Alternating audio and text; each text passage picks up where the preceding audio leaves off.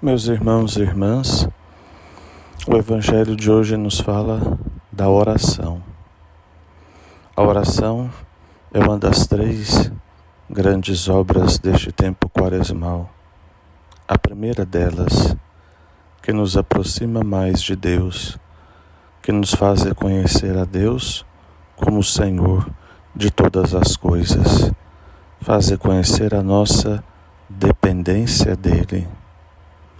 E de acordo com o Evangelho de hoje, a oração precisa ser humilde, simples. Jesus fala aos seus discípulos: não useis muitas palavras. Não é necessário fazer algo de externo tão grande. Deus sabe daquilo que precisamos. Então, a oração é se colocar na presença de Deus e se colocar mais numa atitude de escuta do que numa atitude de falar, de ser o protagonista. Não. Jesus está falando para nós: o protagonista na oração é o Espírito Santo, é o próprio Deus. Nós humildemente nos colocamos na sua presença. Podemos pedir, é claro. Podemos falar, é claro. Mas, quando nos colocamos em oração, o que nós deveríamos mais fazer é escutar o Senhor que deseja falar a nós.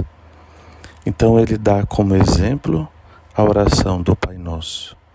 Uma oração simples, mas uma oração bastante profunda.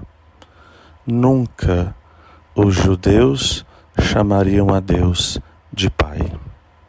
Eles nem pronunciavam o nome de Deus, usavam outros sinônimos para não pronunciar o nome santo de Deus. Mas então Jesus mostra o quão íntimo deve ser a oração, o quão próximos devemos ser de Deus para chamar a Deus de Pai. Então é uma realidade que muda completamente a visão daquele povo de como rezar e que deveria também mudar a nossa visão de como rezar.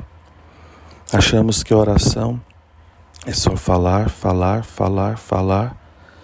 e nunca escutar, e nunca fazer silêncio, e nunca deixar que o Senhor possa inundar o nosso ser, o nosso coração com a sua presença, para poder ir nos inspirando aquilo que precisamos fazer, aquilo que precisamos falar, as realidades que precisamos ser.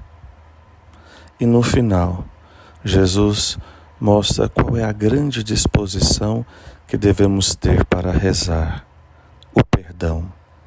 Se não perdoamos, não podemos rezar. Se não perdoamos, não podemos nos dirigir a Deus, que é o nosso Pai. É preciso então realizar essa grande ação libertadora para nós: perdoar. Assim como Deus nos perdoa, devemos também nós perdoar os nossos irmãos. Louvado seja nosso Senhor Jesus Cristo.